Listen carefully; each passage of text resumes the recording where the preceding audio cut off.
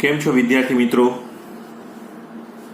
Lecture number 24 અને unit number 12 aldehyde, ketone અને carboxylic એસિડની અંદર આપણે ગયા વખતે 12.7 નંબરનો આપણો જે વિભાગ ચાલુ હતો અને એ હતો કાર્બોક્સિલિક એસિડ સંયોજનોની બનાવટ માટેની પદ્ધતિઓ. એમાં આપણી જે એનસીઈઆરટીની ટેક્સ્ટબુકની અંદર સૌથી પહેલી પદ્ધતિ બતાવેલી હતી પ્રાઇમરી આલ્કોહોલ અને આલ્ડીહાઇડમાંથી. અને આપણે બધાને ખબર છે કે પ્રાઇમરી આલ્કોહોલ હોય તો તમે પ્રબળ ઓક્સિડેશન કરતાનો ઉપયોગ તમે કરી શકો છો, જેમાં આપણે એસિડિક KMnO4, બેઝિક KMnO4, તટસ્થ KMnO4, એસિડિક K2Cr2O7 અને આપણે તમને ખબર તો જોન્સનો રિએજન્ટ વાપરેલો હતો CrO3H2SO4. પણ એમાં આપણે વચ્ચે એવી વસ્તુની પણ આપણે વાત થયેલી હતી ખરા કે જો તમે K2Cr2O7 અને CrO3 એટલે કે જોન્સ રિએજન્ટ તમે વાપરશો તો થોડાક પ્રમાણમાં એસ્ટર બનતું હોય છે, એટલે વધારે હિતાવહ હતો તટસ્થ અથવા બેઝિક KMnO4 જ આપણે વાપરવો જોઈએ. અને આલ્ડીહાઇડ માટે તો આપણે એકદમ નિર્બળ ઓક્સિડેશન કરતા જેવા કે ટોલેન્સ, ફેલિંગ, બ્રોમિન જળ આપણે વાપરી શકાય છે. હવે આજે આપણે જે શરૂઆત કરીએ છીએ અને એ છે આલ્કાઇલ બેન્ઝીન, એટલે કે આલ્કાઇલ બેન્ઝીનમાંથી આપણે બનાવવું છે. તમને અહીંથી જ ખ્યાલ આવી જશે કે આજે તમને આલ્કાઇલ બેન્ઝીન જે તમને આપવામાં આવેલો છે ને એનો મતલબ કે તમારો જે બનશે એમાં એરોમેટિક એસિડ બનશે. એટલે એકચ્યુઅલી તમારે અહીંયા નિપજ શું આવવાની છે, કારણ કે આલ્કાઇલ બેન્ઝીન હોય તો એ હંમેશા એરોમેટિક એસિડ જે છે એ જ બનાવશે, રાઈટ? હવે આના માટે આપણે શું વાપરવું પડશે તો કે આપણે ઓક્સિડેશન કરતા પદાર્થ વાપરવા પડશે. અને ઈ ઓક્સિડેશન કરતા પદાર્થો જેવા કે રાઈટ તમારે શું વાપરવાના આવશે તો કે તમારી પાસે આવશે સપોઝ કે એસિડિક અથવા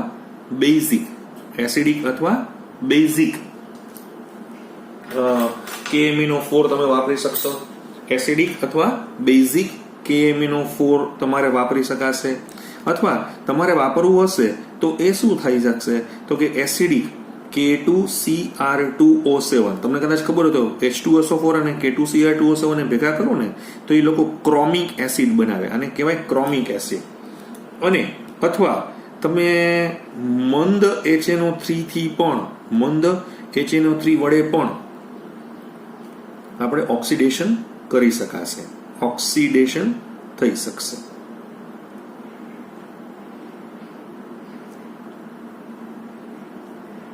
અને આ છે ને એક બધા થોડા ઉગ્ર ઓક્સિડેશન પ્રક્રિયાઓ છે, રાઈટ? વિગરસ ઓક્સિડેશન છે. હવે પ્રશ્ન એક આપણો એવો છે કે તમે અહીંયા જોવા જશો તો પહેલા તો ઓક્સિડેશન થવાનું કારણ શું તો કે તમારી પાસે જે બેન્ઝાઇલિક હાઇડ્રોજન હશે, બેન્ઝાઇલિક હાઇડ્રોજન, આ જે બેન્ઝાઇલિક હાઇડ્રોજન છે ને એની સક્રિય પ્રતિક્રિયાત્મકતા એટલે કે એની હાયર રિએક્ટિવિટી છે, પ્રતિક્રિયાત્મકતા ને કારણે આલ્કાઇલ બેન્ઝીન કોઈ પણ તમારી પાસે આલ્કાઇલ બેન્ઝીન હોય ને એનું ઓક્સિડેશન કરતા પણ તમને મળશે શું ખબર છે? ફક્ત બધામાં બનશે તો બેન્ઝોઇક એસિડ જ. તમારે કાંઈ જ નહીં વિચારવાનું, બધામાં છેલ્લો જવાબ તો તમારો બેન્ઝોઇક એસિડ જ બને છે. પ્રશ્ન એવો છે કે આવું કેમ? અહીંયા એવું કહેવાનો મતલબ છે કે કોઈ પણ આલ્કાઇલ બેન્ઝીન છે એ બેન્ઝોઇક એસિડ જ આપશે. બીજી ભાષામાં મારે તમને સમજાવવું હોય તો જ્યારે આ પ્રકારના ઉગ્ર ઓક્સિડેશનમાં તમારું જે ટૂંકમાં આનો મતલબ એવો થઈ ગયો કે આ પ્રકારની ઉગ્ર ઓક્સિડેશન પ્રક્રિયા દરમિયાન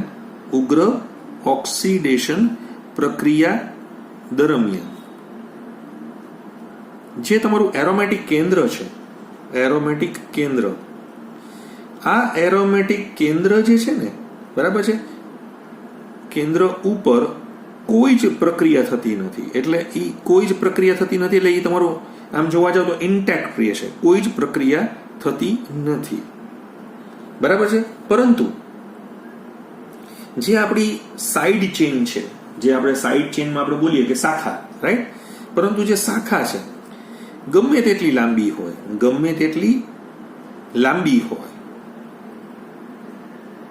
બરાબર છે. તેનું ઓક્સિડેશન શેમાં થઈ જાય છે? તો કે COOH માં થાય છે. COOH માં થાય છે. સિમ્પલ, તમને સમજાઈ ગયું? એરોમેટિક રિંગને કાંઈ નહીં કરવાનું, જેટલી પણ લાંબી ચેન હોય, શાખાવાળી હોય, રેખીય હોય, એનું ઓક્સિડેશન COOH ની અંદર થઈ જશે.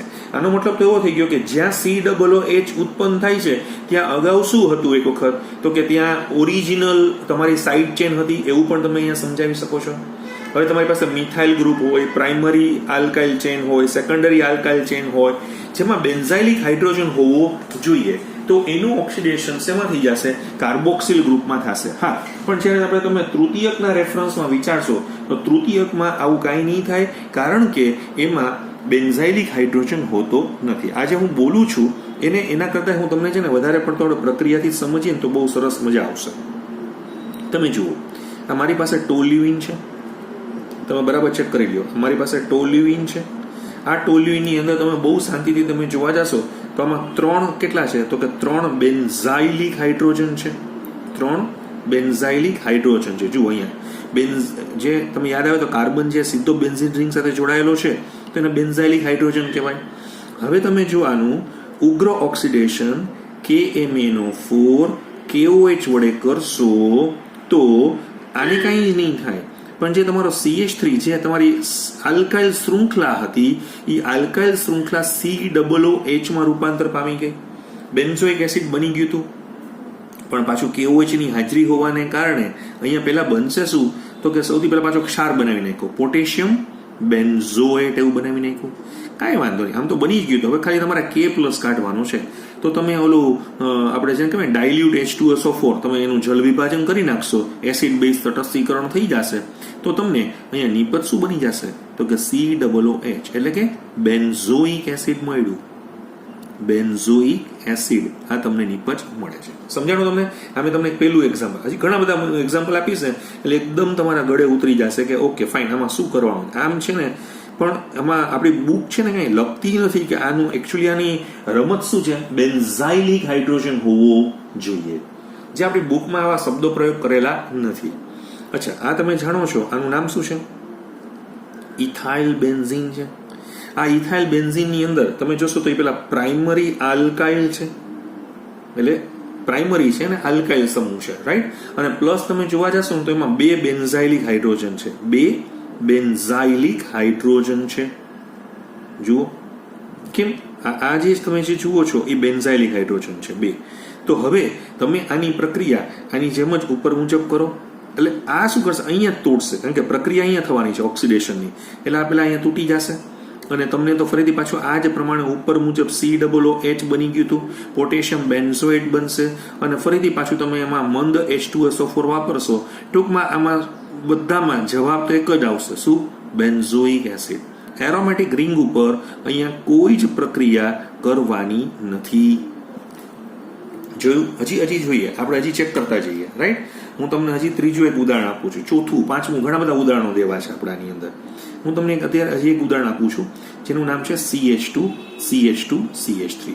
અત્યારે જે પહેલા 3 ઉદાહરણ છે ને હું એક જ સરખા આપી રહ્યો છું. આપણે જાણીએ છીએ કે આને છે ને નોર્મલ પ્રોપાઇલ બેન્ઝીન કહેવાય. અચ્છા, બહુ જ ધ્યાનથી તમે જોશો તો આ પ્રાઇમરી આલ્કાઇલ સમૂહ છે. યસ, આની પાસે હાઇડ્રોજન છે તો કે હા, 2 બેન્ઝાઇલિક હાઇડ્રોજન છે. જો જ્યાં સુધી બેન્ઝાઇલિક હાઇડ્રોજનની હાજરી હશે તો આ કસોટી થશે જ. તમને ફરીથી પાછું આ જ પ્રમાણે શું આપી દેશે? તો કે અહીંયા જે જવાબ હતો એ જ આવશે. અહીંયા COO- K+, પાછું તમારે અહીંયા જલ વિભાજન કરી નાખો તો તમને અહીંયા બેન્ઝોઇક એસિડ પ્રાપ્ત થશે. ગમે તેવી લાંબી શૃંખલા કેમ ન હોય, બેન્ઝાઇલિક હાઇડ્રોજન હશે તો આખી આ પ્રક્રિયા તમને જોવા મળશે. હવે હું તમારી આગળ એક નવું ઉદાહરણ આપી રહ્યો છું અને એ ઉદાહરણ કંઈક આવું છે. જુઓ, મારી પાસે અહીંયા CH છે, આ CH3 છે અને આ CH3 છે. તમે ઓળખો છો આને. આનું આપણે પ્રચલિત નામ જોવા જઈએ તો આને આપણે શું કહેવાય? આઇસોપ્રોપાઇલ બેન્ઝીન. યાદ આવે છે ક્યુમિન? આપણે આને ક્યુમિન તરીકે પણ ડિસ્કસ કરતા હતા. અને આ તમે જોવા જાવ તો આમાં આ દ્વિતીયક આલ્કાઇલ સમૂહ છે, બરાબર છે, સેકન્ડરી આલ્કાઇલ છે અને એક બેન્ઝાઇલિક હાઇડ્રોજન ધરાવે છે. શું ધરાવે છે?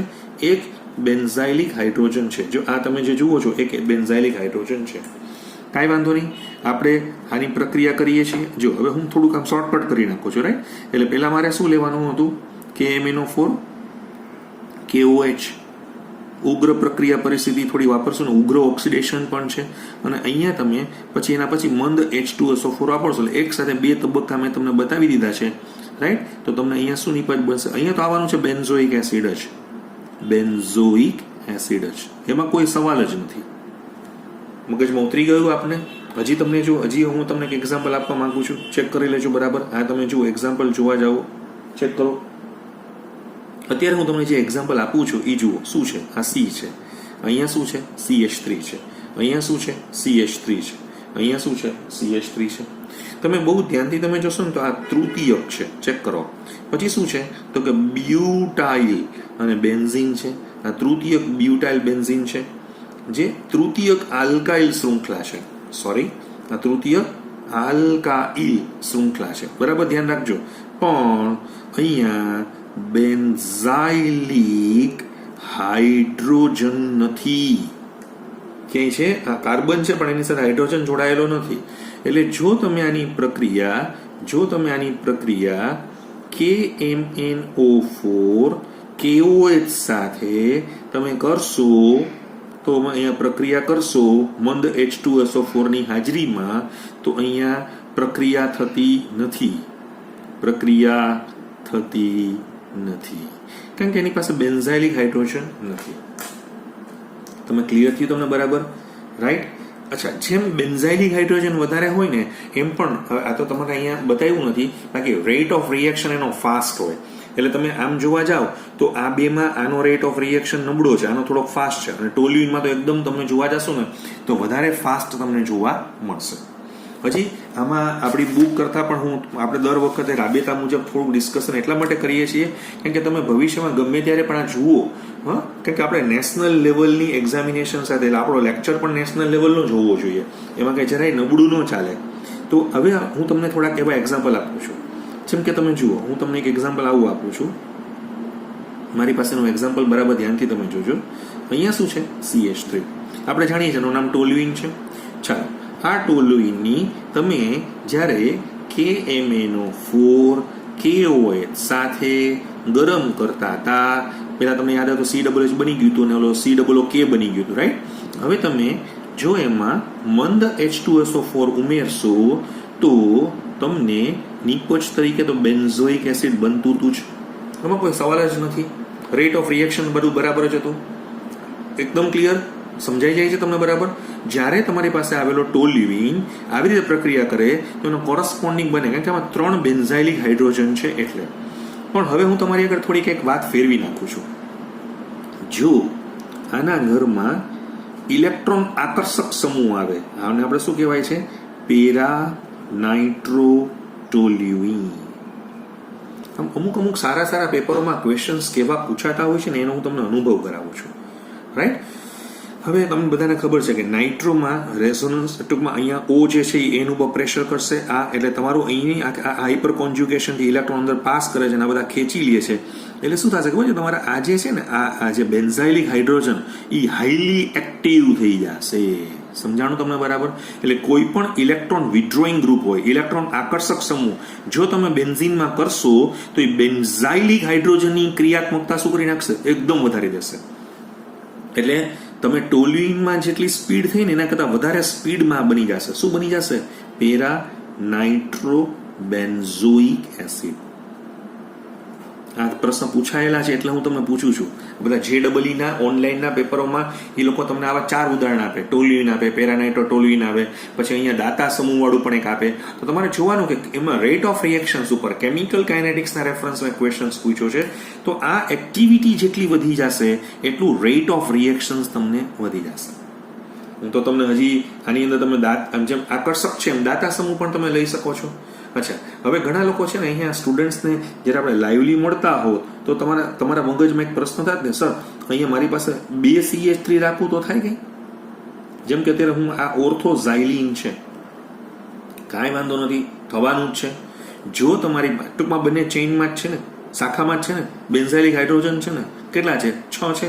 તો આનો મતલબ બેન્ઝાઇલિક હાઇડ્રોજન 6 છે, તો 6 નું ઓક્સિડેશન કરવા માટે મારે 6 નવજાત ઓક્સિજનની જરૂર પડશે, અને 6 નવજાત ઓક્સિજનની જરૂર પડશે તો હું આવું કહી શકું ને કે મારી પાસે KMnO4 KOH છે, આ ડેલ્ટા છે, અને બીજા સ્ટેપમાં મારે મંદ H2SO4 વાપરવાનો છે. તો તમે અહીંયા પ્રક્રિયાથી શું બનશે તો કે જ્યાં જ્યાં તમે CH3 લખેલું હતું ત્યાં ત્યાં COOH આપી દો. આપણે તો બધા જાણીએ છીએ આનું નામ, આપણે હમણાં જ જણાવ્યું હતું આપણે 2 લેક્ચર પહેલા નામકરણમાં, થેલિક એસિડ. અને કેટલા પાણી અહીંયાથી છૂટા પડી ગયા તો કે 2 પાણી છૂટા પડી ગયા. તમે જુઓ 4 ને 2 6 હાઇડ્રોજન, તો 6 હાઇડ્રોજન છે. અહીંયા કેટલા વપરાણા? 2 ને 2 4 ને 2 6, તો 6 નવજાત ઓક્સિજન આ પ્રોસેસ કરવા માટે મેં વાપર્યા. મગજમાં ઉતર્યું તમને બરાબર? તો તમે આવી રીતે જવાબ આપી શકો છો, સમજાવી શકો છો. ઘણા કે સર મારી પાસે ઓર્થોઝાઇલિન નથી, મારી પાસે તો છે ને પેરાઝાઇલિન છે. કોઈ વાંધો નહીં, પેરાઝાઇલિન છે, નો પ્રોબ્લેમ. તમે પેરાઝાઇલિનમાં પણ આ પ્રક્રિયા કરી શકો છો. તમારી પાસે શું છે? પેરાઝાઇલિન. હવે આ પેરાઝાઇલિનનું તમે ઓક્સિડેશન આની જેમ જ ઉપર મુજબ જ, કારણ કે એમાં તો છે તો સરખું જ. હા, ખાલી 2 COOH ની જે સ્થિતિ હતી એ પેરા ઉપર આવી જશે, જેમ કે અહીંયા હું બતાવું છું. અને બધાને ખબર છે કે આનું નામ ટરથેલિક એસિડ છે. ટરથેલિક એસિડ છે. આ યાદ આવ્યું તમને? ટરથેલિક એસિડ છે ને પોલિમર પાર્ટ પતી ગયો હશે તો યાદ આવ્યું તો ડેક્રોન બનાવ્યું હતું, ટેરિલિન. એના માટે 2 જુદા જુદા મોનોમરની જરૂર પડી હતી. એક હતું ડાઈ મિથાઇલ ટોરથેલેટ જે આમાંથી બને, અને બીજું હતું ઇથિલિન ગ્લાયકોલ. તો એમાંથી તમે બનાવેલો હતો, તો ત્યાંથી તમે કહી શકો છો. તો આમ તમારી જે ટેક્સ્ટ બુક છે એ ખાલી 2 જ એક્ઝામ્પલ બતાવે છે, ટોલ્યુઇનનું અને નોર્મલ પ્રોપાઇલ બેન્ઝીનનું. જ્યારે અહીંયા મેં તમને toluene, ethyl benzene, normal propyl benzene, isopropyl benzene, tertiary butyl benzene, plus આપણે પેરાનાઇટ્રો ટોલ્યુઇન, પ્લસ ઓર્થોઝાઇલિન, પેરાઝાઇલિન. એટલે તમને એકદમ જે પ્રેક્ટિસ છે ને અત્યારે અનફોર્ચ્યુનેટલી આપણે મળી શકતા નથી. એટલે તમારા વતી થોડીક જવાબદારી હું પણ લઉં છું. એટલે મારે પ્રેક્ટિસ, એટલે તમે આપણા લેક્ચર્સને છે ને કાળજીપૂર્વક સાંભળો, એની થોડીક પ્રેક્ટિસ કરો તો પણ થશે. હું થોડીક વાત તમને અહીંયા વધારાની પણ કરવા માંગુ છું. પહેલા જે જૂની બુક હતી NCERTની, ત્યાં છે ને એ લોકોએ અહીંયા એક પોર્શન મૂક્યો હતો, એટલે જે હું અહીંયા તમને જસ્ટ ફોર યોર ઇન્ફોર્મેશન એવી રીતે કરીને મૂકું છું. For your information. આ તમારી બુકમાં નથી. હા, તમારે આલ્કીન હોય ને, આલ્કીન એમાં પણ આ જ રીતે જઈ શકો છો. જેમ કે તમારી પાસે છે R છે, CH છે, ડબલ બોન્ડ CH છે અને R છે. આપણે ખબર છે આલ્કીન છે. જો આ આપણે બધાને જાણીએ છીએ. આ આલ્કીનની પણ આ જ રીતે પ્રક્રિયા તમે કરી શકો છો. કોની હાજરીમાં? K2Cr2O7 H2SO4 વડે જો તમે ઓક્સિડેશન કરશો તો 2 RCOOH છૂટા પડી જશે. એટલે તમને આ રીતે કાર્બોક્સિલિક એસિડ પ્રાપ્ત થશે. કાર્બોક્સિલિક એસિડ પ્રાપ્ત થઈ જશે. જેમ કે મારે તમને એક એક્ઝામ્પલ આપવું છે, CH3 છે, CH છે, ડબલ બોન્ડ છે, CH3 છે. આપણે જાણીએ છીએ કે આનું નામ છે બ્યુટ-2-ઈન. હવે આ બ્યુટ-2-ઈન તમારે ઘણા કે ના સર મારે તો ઓલું વાપરવું છે, KMnO. હા, એ વાપરો. KMnO4 KOH વડે પણ તમે કરી શકો છો, રાઈટ. અને પછી તમે જે બીજું સ્ટેપ તમે જે લ્યો છો એ તો આપણે મંદ H2SO4 વાળું તો વાપરીએ જ છીએ. અને તમને બધાને ખબર છે કે અહીંયા 2 મોલ એસિટિક એસિડ એટલે કે ઇથેનોઇક એસિડ મળશે. જૂની ચોપડીમાં હતું પણ હવે નવામાંથી નીકળી ગયું છે. પણ મારે તો તમને ભવિષ્યમાં NTA ની કોઈ પણ એક્ઝામિનેશન્સ હોય તો આપણે તૈયારી રાખવાની. ચાલો, આટલું તમને ક્લિયર. આ તમારો જે પોર્શન હતો અત્યારે મેં જે તમને સમજાવ્યો છે એ મેં તમને આલ્કાઇલ બેન્ઝીનમાંથી સમજાવેલો છે. હવે આપણે એના પછીનો બીજો એક પોર્શન શરૂ કરીએ છીએ. અને જે બીજો પોર્શન તમને જે આપવામાં આવેલો છે એ શું છે એ તમે જોજો. હવે તમને જે ટાઇટલ આપે છે નંબર 3, જે ત્રીજું ટાઇટલ તમારું છે, એટલે આપણું આ 12.7 નંબરનો ટોપિક તો ચાલુ જ છે. એમાં હવે આ 3જા નંબરમાં તમારી જે બુક લખે છે એ નાઇટ્રાઇલ અને એમાઇડ સંયોજનોમાંથી આવું ટાઇટલ આપે છે. નાઇટ્રાઇલ એટલે તમને ખબર છે ને, સાયનાઇડ જ કહેવાય. એટલે નાઇટ્રાઇલ અને એમાઇડ સંયોજનોમાંથી, એમાઇડ સંયોજનોમાંથી, એટલે આમાંથી આપણે બનાવવો છે.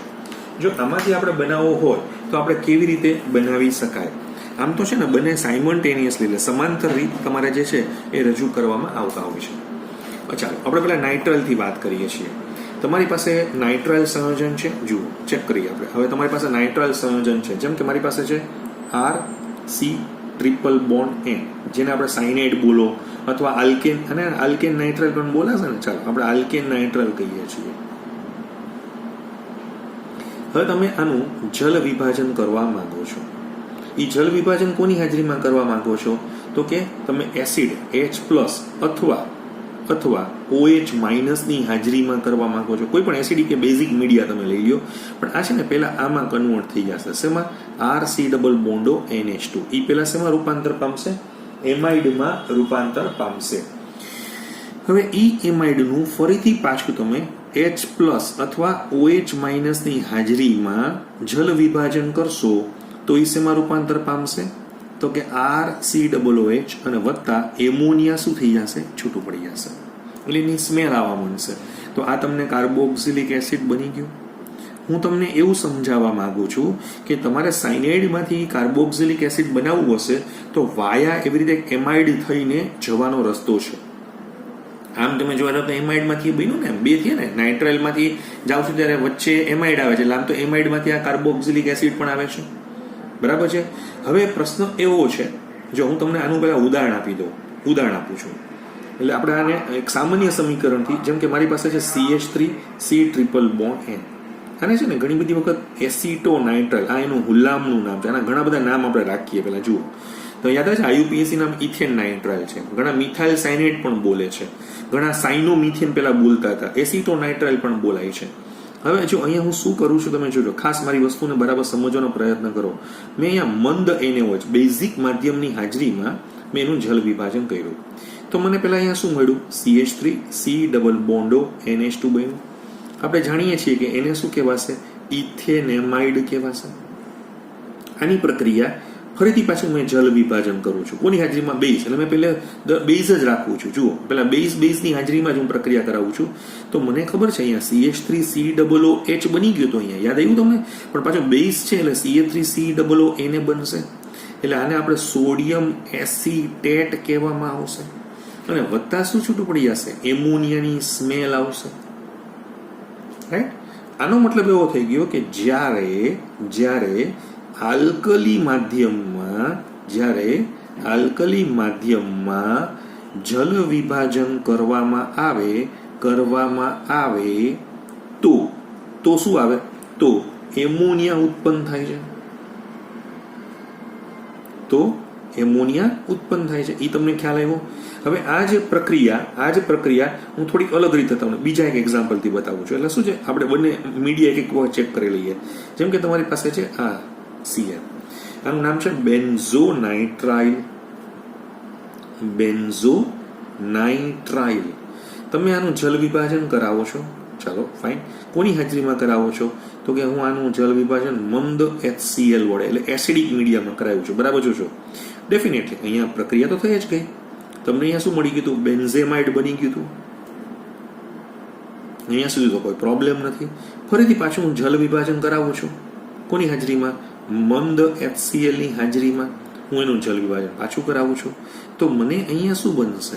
તો કે મને અહીંયા બેન્ઝોઇક એસિડ બની જશે. બેન્ઝોઇક એસિડ અને વત્તા શું છૂટું પડશે? તો કે ઓલો એમોનિયમ સોલ્ટ. એકચ્યુઅલી અહીંયા એમોનિયા નીકળી ગયું હતું. એ એમોનિયામાં જો એસિડ હારે જોડાઈને એમોનિયમ સોલ્ટ બનાવ્યું. બરાબર છે? આનો મતલબ એવો થઈ ગયો કે જ્યારે એસિડિક માધ્યમમાં જલ વિભાજન કરવામાં આવે તો શું ઉત્પન્ન થાય છે? તો NH4+ નો ક્ષાર ઉત્પન્ન થાય છે. આ તમને ખ્યાલ આપવા માટે, રાઈટ, કે એસિડિક અને બેઝિક મીડિયા મેં તમને અલગ અલગ ઉદાહરણોથી સમજાવવાનો પ્રયત્ન કરેલો છે. હવે અહીંયા એક પોઈન્ટ તમારે એ પણ સમજવાનો. જુઓ, શું પોઈન્ટ સમજવાનો છે? એકદમ બરાબર તમે જોજો. હું તમને આવું સમજાવવા માંગુ છું કે માઇલ્ડ કન્ડિશન્સ તમે જો યુઝ કરશો,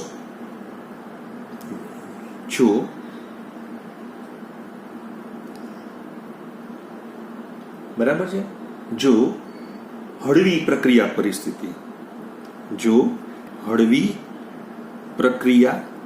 પરિસ્થિતિ નો ઉપયોગ કરવામાં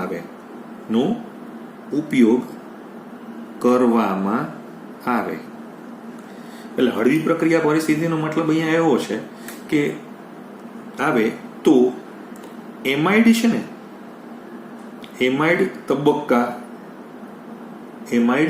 તબક્કા સુધી જ પ્રક્રિયા થશે.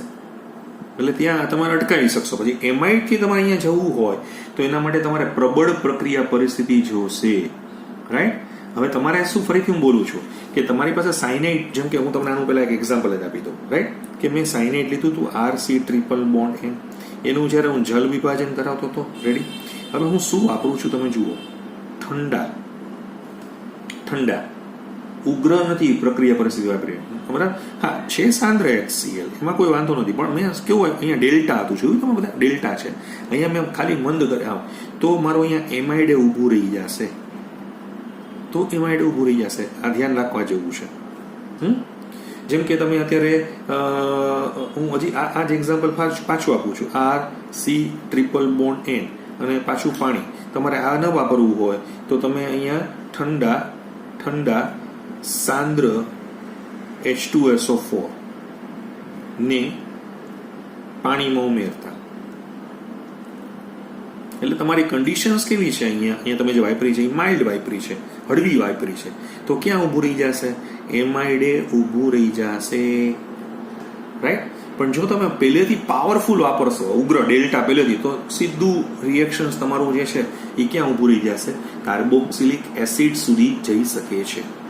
તો આ તમને ખ્યાલ આપવા માટે કે ભાઈ તમારી જે બુક લખે છે કેટલી નાની લીટીમાં પ્રક્રિયાનો એમાઇડ તબક્કે રોકવા માટે હળવી પ્રક્રિયા પરિસ્થિતિનો ઉપયોગ થાય છે, પણ તમને સમજાવવું જોઈએ. રાઈટ, કે ક્યાં શું છે. એટલી બધી ડિટેલ્સ નથી, એટલે મારે થોડું વધારે બિટવીન ટુ લાઇન્સ આપણે જે જોઈએ છે, બિટવીન ટુ વર્ડ શું કહે છે એનો આપણે ખ્યાલ રાખવાનો આવશે. તો પછી ઘણા લોકો એમ કહે છે કે સર અમારે સાયનાઇડ બનાવવું હોય, પેલા આ બનાવવું હોય તો કેવી રીતે બનાવે? તો કે એ તમારે આ બનાવવા માટે તો તમારે પેલા હેલો આલ્કેનમાં જવાનું, તો એમાં KCl વાપરી અને તમે અહીંયા આવી શકો છો. બરાબર. પણ અત્યારે આપણો એ ટોપિક છે નહીં. હવે આજે આપણે અહીંયા અટકીએ છીએ અને પછીના લેક્ચરની અંદર આપણે ગ્રિગ્નાર્ડ પ્રક્રિયકમાંથી આપણે આખી પ્રક્રિયાને આગળ વધારશું. Thank you.